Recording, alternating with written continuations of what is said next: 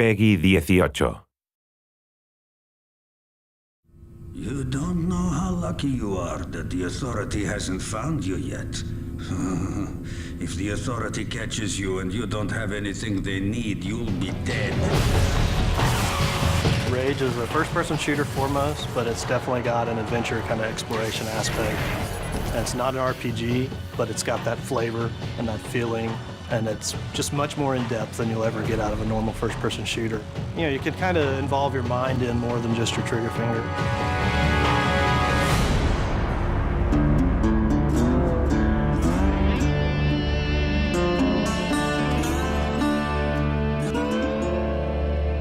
Bad guys in the world, you know, we have everything. There's some bandits around the corner.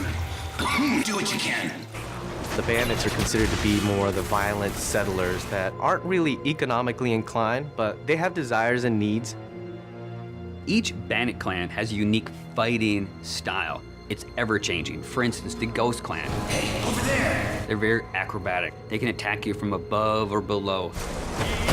The Wasted Clan, what they lack in combat skills, they definitely make up for in personality. The Shrouded Clan, they've designed these remote control bomb cars that they use against you.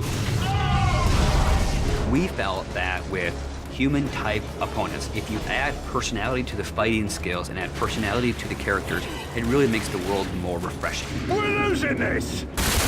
But if you fight that enemy for 12 hours, I don't care how cool he was in hour 1, it's not going to be so cool in hour 12. So it's about mixing it up for the player. Not reinventing the rules, but give him something a little different around every corner, so that's what we strive to do. The Wasteland has a number of mutants. So there's a bit of mystery to where the mutants came from. Some people believe that the cosmic radiation in the impact winter affected human development. But some people believe that the Authority were conducting experiments on humans, and the failures were, of course, the mutants. Then, of course, there's the Authority. You don't really get to understand or know what they're about until later in the game, and they've kind of twisted this new reality to be what it is that the player will eventually find out as he gets to the end of the game. These guys are battle-hardened military badasses. They have full body armor. They can coordinate with other squads. They have heavy weapons. When you go from fighting mutants with sticks to bandits with pistols to facing off against the Authority, it's a different experience. These guys are tough, and they mean business.